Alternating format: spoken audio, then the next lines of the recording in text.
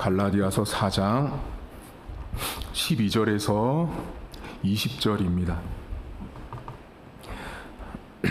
형제들아, 내가 너희와 같이 되었은즉 너희도 나와 같이 되기를 구하노라. 너희가 내게 해롭게 하지 아니하였느니라. 내가 처음에 육체의 약함으로 말미암아 너희에게 복음을 전한 것을 너희가 아는 바라. 너희를 시험하는 것이 내 육체에 있으되 이것을 너희가 업신여기지도 아니하며 버리지도 아니하고 오직 나를 하나님의 천사와 같이 또는 그리스도 예수와 같이 영접하였도다. 너희의 복이 지금 어디 있느냐? 내가 너희에게 증언하노니 너희가 할 수만 있었더라면 너희의 눈이라도 빼어 나에게 주었으리라. 그런즉 내가 너희에게 참된 말을 함으로 원수가 되었느냐? 그들이 너희에게 대하여 열심 내는 것은 좋은 뜻이 아니요 오직 너희를 이간시켜 너희로 그들에게 대하여 열심을 내게 하려 함이라. 좋은 일에 대하여 열심으로 사모함을 받음은 내가 너희를 대하였을 때뿐 아니라 언제든지 좋으니라.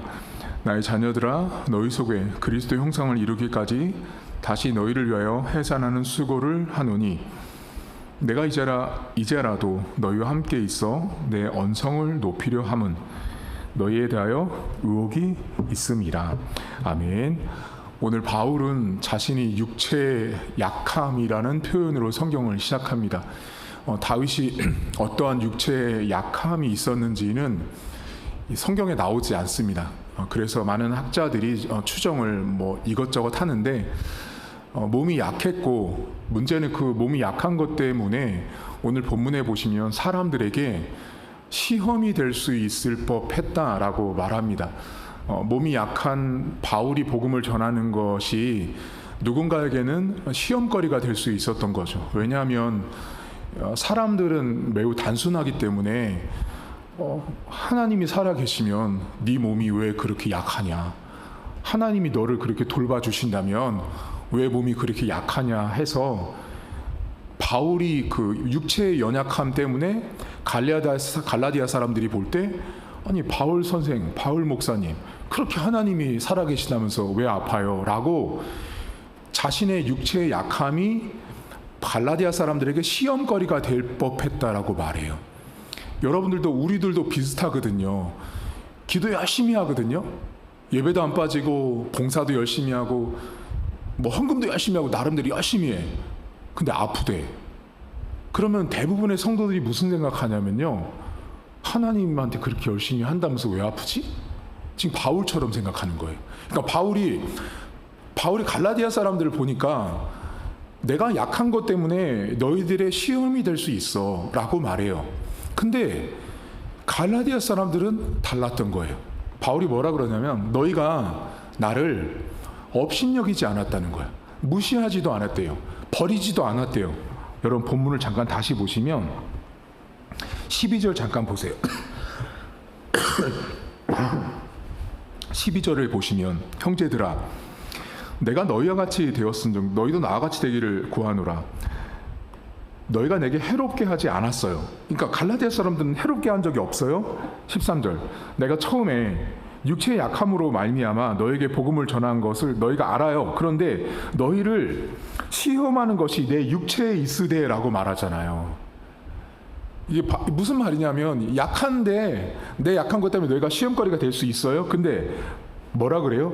이것을 너희가 업신여기지도 아니하고 버리지도 않고 바울을 어떻게 했대요? 천사와 예수님같이 영접했대요. 다르죠? 그러니까 지금 갈라디아 사람들은 매우 바울이 볼 때는 복음을 만난 사람으로서, 교회를 다니는 사람으로, 예수를 믿는 사람으로서의 삶의 모습이 가장 정확한 거예요. 그게 뭐냐면 아픈 사람을 봤는데 그 아픈 사람을 보고도 갈라디아 사람들이 초기에 처음 신앙을 가졌을 때는 약한 사람을 봐도 시험거리가 안 된 거예요. 이 바울이 말해주는 게 오히려 어떻게 했냐면 그 연약한 사람을 보고 갈라디아 사람들은 업신여기지도 않고 무시하지도 않고 오히려 천사처럼 대접하고 오히려 예수님처럼 영접했대요. 그러니까 사도 바울이 갈라디아 사람들을 처음 그들이 예수를 영접하고 복음을 만났을 때 그 갈라디아 교회 성도들의 모습은 상당히 정상적이었던 거죠. 이 정상이라는 것이 뭐냐면 복음을 만난 사람이 나타나는 당연한 특징인 거죠. 내가 복음을 만나고 예수를 만나잖아요. 그러면 제일 먼저 눈에 들어오는 게 뭐냐면 약자예요. 약자. 여러분, 기독교는 타자의 종교라는 말을 해요. 폴 리케르라는 이 철학자가 했던 말인데, 기독교라는 종교 자체가 약자를 향해 있어요. 연약한 사람들, 부족한 사람들을 향해 있어요. 그래서 여러분, 구약 성경에도 보면 하나님께서 나그네, 고아, 과부, 종들, 정말 연약한 사람들에게 하나님은 다 관심이 있었잖아요. 추수를 다 하고 나서도 곡식을 남겨두는 이유가 지나가는 나그네 때문에 남겨둔 거예요. 그러니까 곡식을 남겨두는 이유가 저 공중나는 새 때문이 아니라 누가 지나가다가 혹시라도 허기진 나그네나 고아, 과부를 생각하신 게 하나님 아버지의 마음이에요. 자, 그러니까 지금 갈라디아 사람들이 바울이 분명히 육체의 약함이 있었고 그 육체의 약함이 심각했을 정도예요. 갈라디아 사람들이 볼 때 시험거리 정도였다면 매우 심각했고, 저렇게 아픈 사람이 무슨 복음을 전해, 저렇게 아픈 사람이 무슨 하나님의 일을 해, 저렇게 아픈 사람이 뭘 한다고 저래, 그렇게 시험에 들 만큼 바울이 약했어요. 근데 갈라디아 사람들이 뭐라고 표현해요? 지금 업신여기지도 않고 여기로는 버리다라는 말이에요. 헬라어 뜻이 침뱉다라는 뜻이에요. 침뱉다라는 뜻이에요. 그러니까 얼마나 바울 입장에서는 충분히 무시당할 수 있을 만큼 몸이 약했고, 몸이 약한 자신이 하나님을 믿으라고 복음을 전하고 있는 자신의 모습이 갈라디아 사람, 만약에 아닌 다른 믿지 않는 사람이 볼 때는 시험거리인 거죠. 아니, 하나님을 저렇게 잘 믿는다면서 왜 저렇게 아파? 왜 저렇게 고통받아?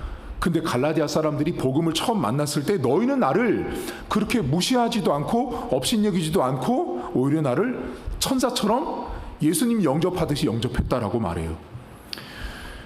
여러분, 교회 안에는 몸이 약한 사람들이 많습니다. 그것이 나이를 불문하고 세대를 불문해서 교회 안에는 몸이 약한 자들이 존재해요. 근데 그 몸이 약한 자들을 대하는 갈라디아 사람들 초기의 모습을 우리가 본받고 따라할 필요성이 있어요.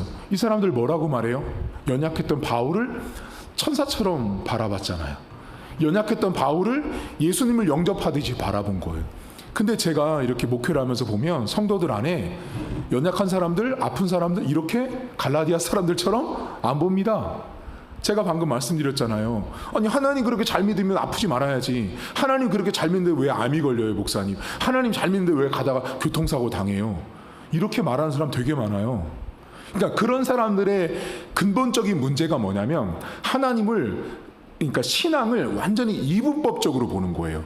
그러니까 이게 기복신앙이거든요. 잘못되면 저주고 잘되면 축복받는 거예요. 그렇게 보면 여러분, 사도 바울은 신약 성경을 기록하지 말아야 되는 거예요. 왜? 그렇게 아픈 사람이 무슨 성경책을 써요? 그러니까 신앙관이 신앙이 잘못 배운 거예요. 하나님을 잘못 아는 거예요. 잘못 알기 때문에 잘못되면 저주, 잘되면 축복인 거예요. 부자면 축복, 가난하면 저주인 거예요. 좋은 대학 가면 축복, 나쁜 대학 가면 저주인 거예요. 여러분, 성경은 절대 그렇지 않아요. 만약에 그런 식으로 하나님을 보면 하나님이 나그네와 과부와 고아에 대해서 전혀 관심도 없어야 되는 거예요. 왜? 저 사람들 저주받은 사람들이잖아요. 불행한 사람들이죠. 예수님 이 땅에 오셨을 때 가난한 사람들, 안 못 보는 사람들, 맘 못하는 사람들, 그 시대는 여러분 사람의 계수에도 포함되지 않고 성 밖으로 내몰아서 살았잖아요. 그러니까 성경을 잘못 알기 때문에 관점이 잘못되어 있는 거예요.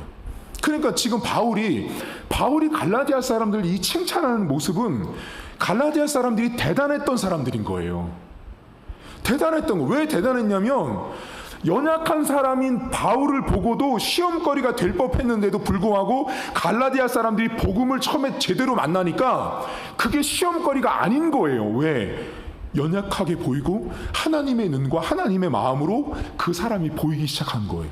그게 갈라디아 사람들이었어요. 그러니 뭐라고 말해요? 천사처럼 대접하고 예수님을 영접하듯이 그 연약한 자를 바라봤잖아요.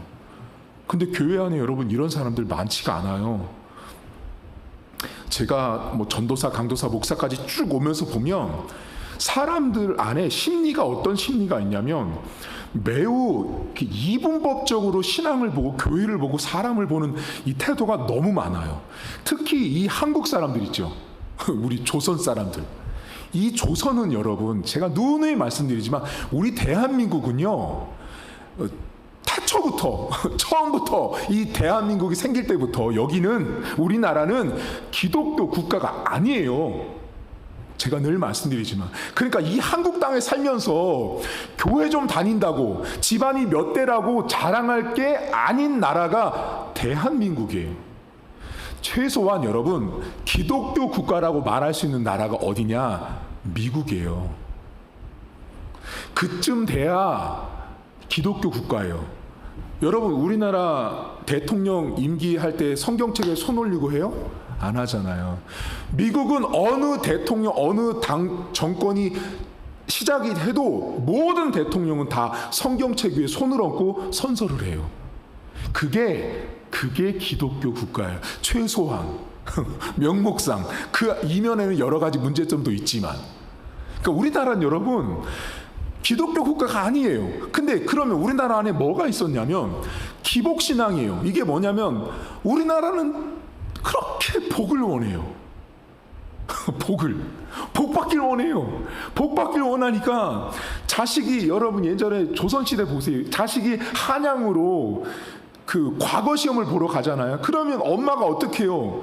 새벽부터 목욕제기를 하고 그 사발에다가 깨끗한 물을 우물에서 길러다가 하고서 그 뒤에 장독대 위에 올려놓고 피나이다 우리 아들 과거 시험에 합격해 달라고 그렇게 빌었던 민족이 대한민국 사람들이에요. 그러니까 여러분과 저의 조상이라고요. 우리 조상이 그런 사람들이라고요.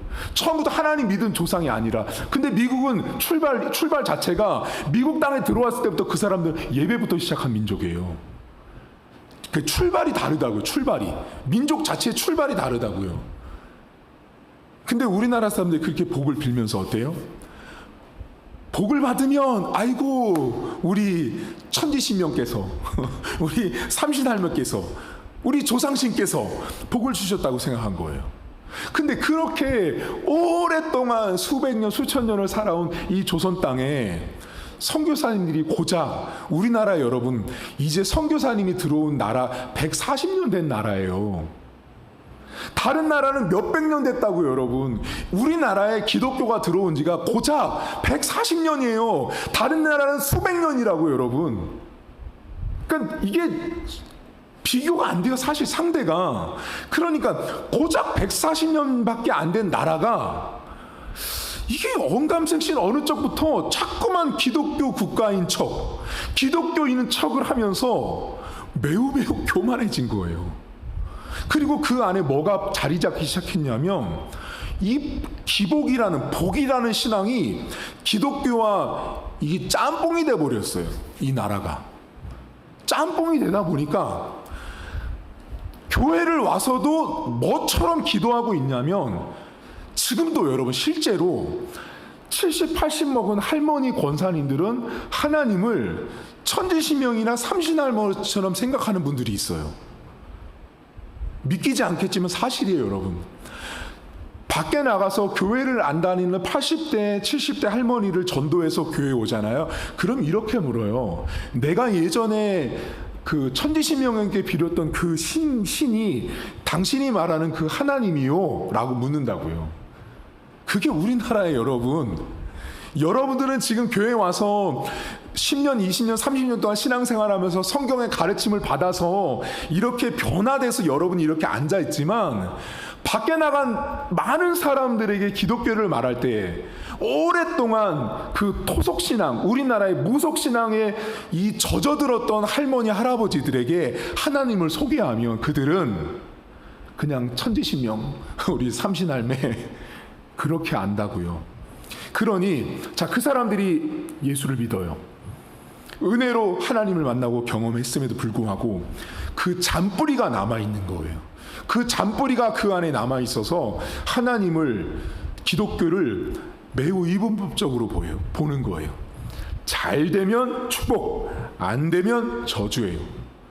그럼 여러분 성경에요. 말이 안 맞는 게 너무 많은 거예요.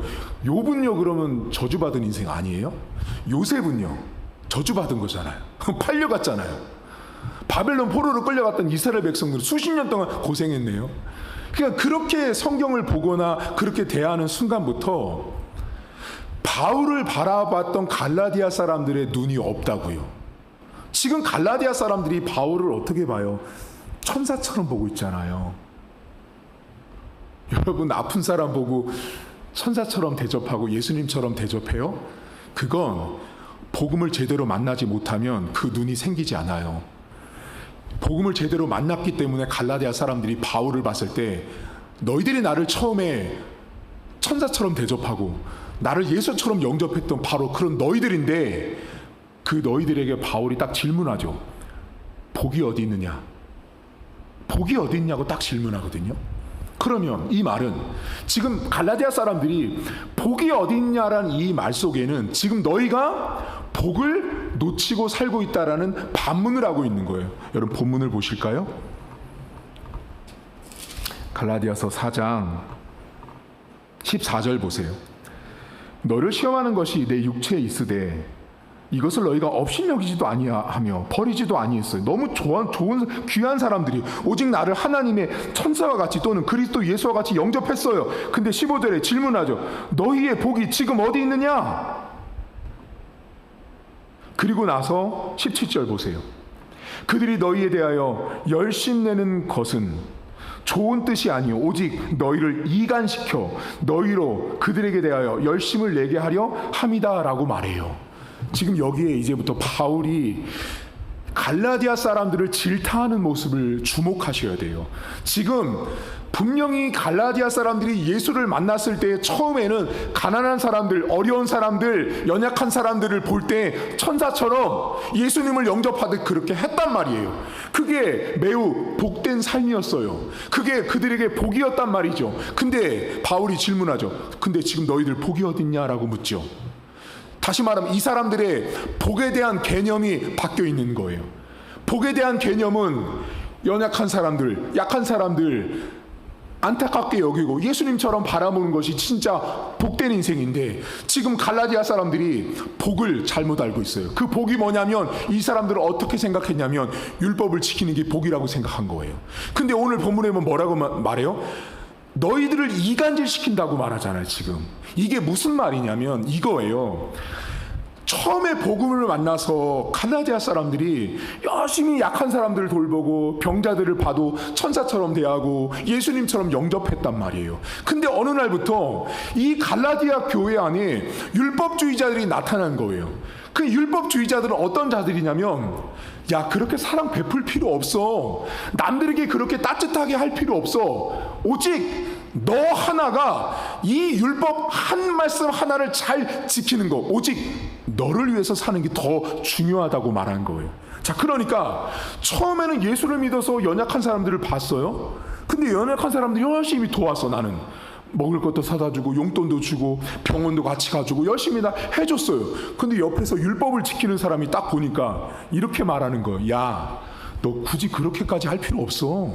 무슨 신앙생활 하면서 남들 그렇게 아프다고 도와주고 있어. 옆에서 그 사람이 뭐 한 거예요?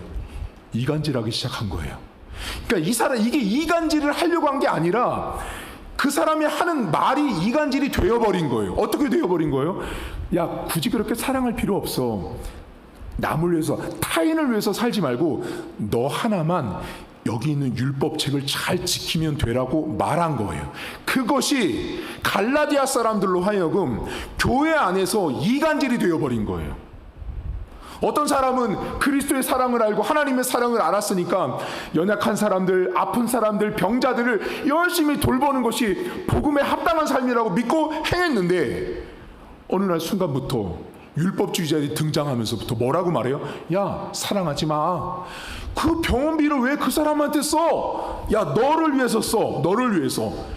율법주의자들의 핵심은 나를 위해서 사는 거였어요. 타인을 위해서 살아가는 복음의 삶. 예수 그리스도는 타인을 위해서 이 땅에 오신 분이었는데 율법주의자들은 타인이 아니라 철저하게 나를 위해서, 개인을 위해서 살아가는 자들이 율법주의자들이었어요.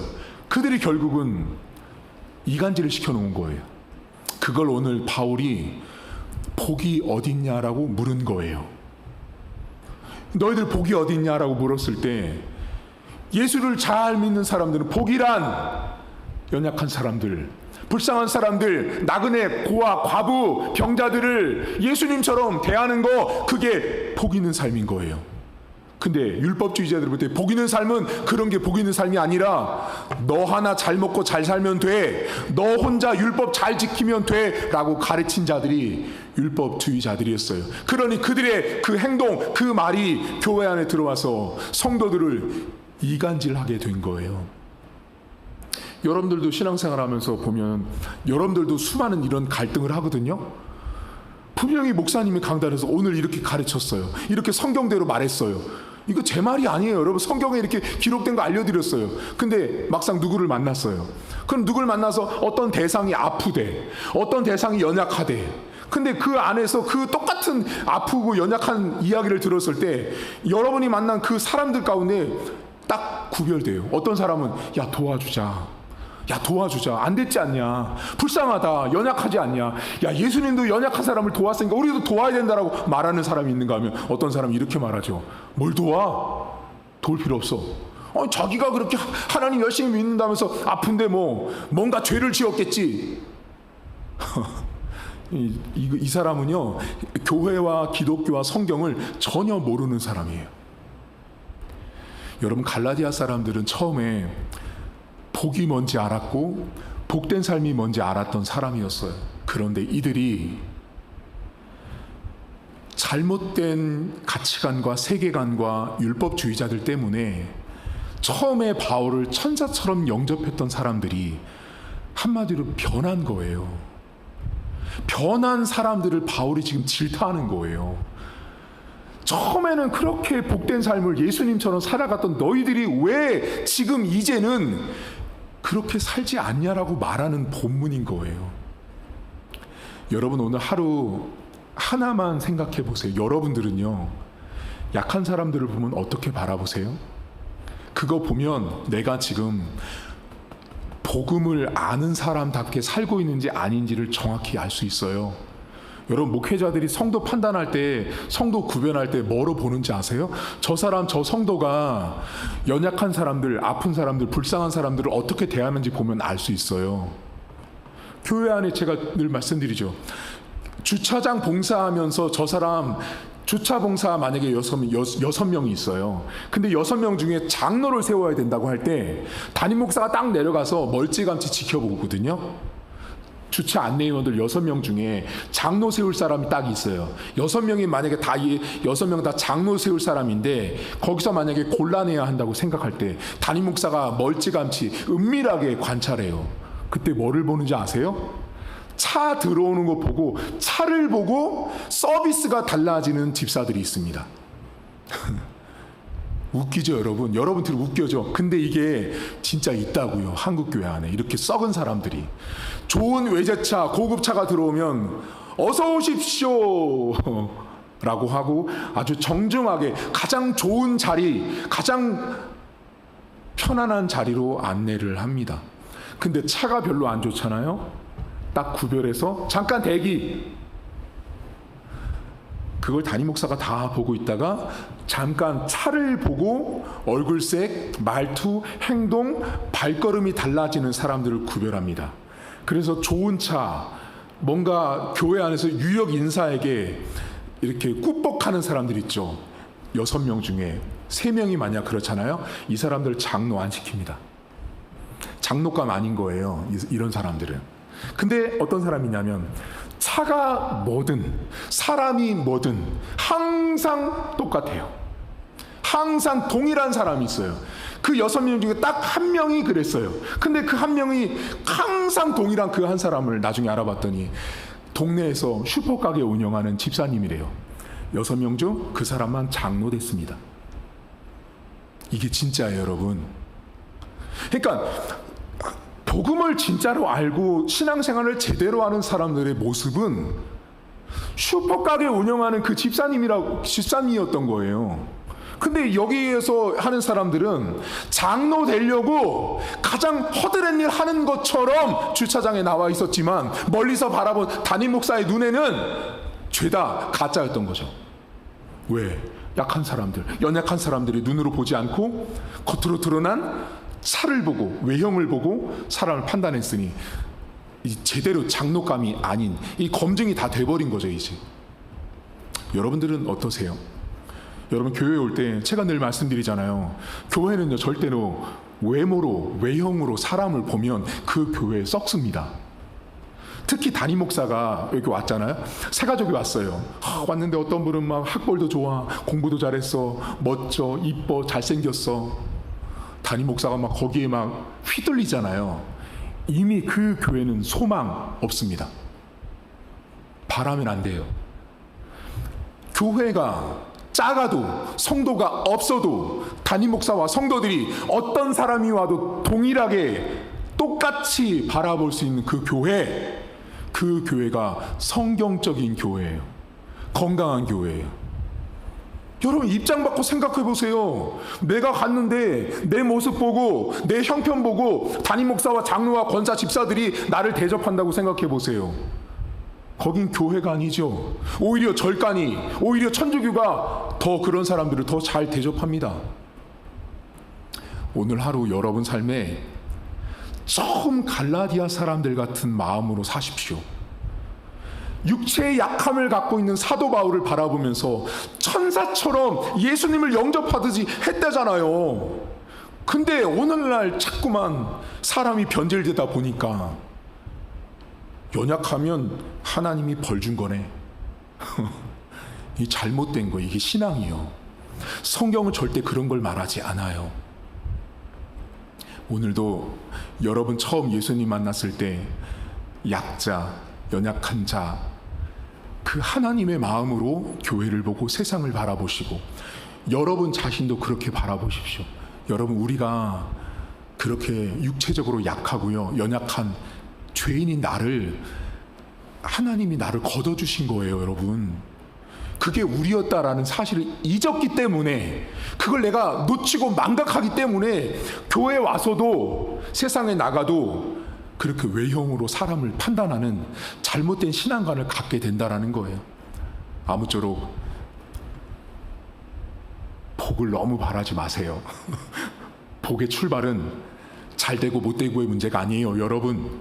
진짜 복이, 오늘 바울이 너희의 복이 어디 있냐라는 그 복은 연약한 자를 주님의 눈으로 볼 수 있는 사람, 그 사람이 진짜 복된 인생입니다. 저와 여러분들이 그렇게 복 있는 우리 교회 성도들 될 수 있게 주의 이름으로 축복합니다. 하나님 아버지, 세상이 참 많이 타락했습니다. 교인들도 많이 타락했습니다. 그래서 갈라디아 사람들이 처음에 바울의 육체의 약함을 보고도 천사처럼 예수님처럼 영접할 때 그 처음의 신앙의 모습은 사실 많은 신자들이 잃어버린 채 살고 있습니다. 하나님, 우리는 과연 어떤 눈과 어떤 태도와 어떤 마음으로 연약한 자들을 바라보고 있습니까?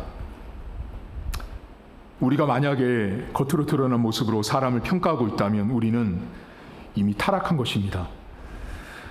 성경은 우리에게 약자를, 나그네를, 고아를, 과부를, 부족한 사람을 천사처럼 예수님을 영접하듯 그렇게 바라봐야 함을 오늘 바울은 갈라디아 사람들에게 다시 일깨워주고 있었습니다. 하나님, 오늘도 내가 하나님 아버지 앞에 그렇게 연약한 자였음에도 내가 하나님 앞에 구원받은 존재라는 사실을 다시 기억하게 하시고, 내가 하나님 아버지 앞에 구원받은 백성다운 삶을 내 이웃들에게, 내 가족들에게, 내 주변 사람들에게 나의 시선, 나의 마음의 태도를 가지고 그렇게 살아갈 수 있도록 도와주시고, 우리 교회 성도들 어디를 가든 어디에서 어떤 삶을 살든 교회는 외형으로, 외관으로 그 누구도 판단해서는 안 되는 곳입니다.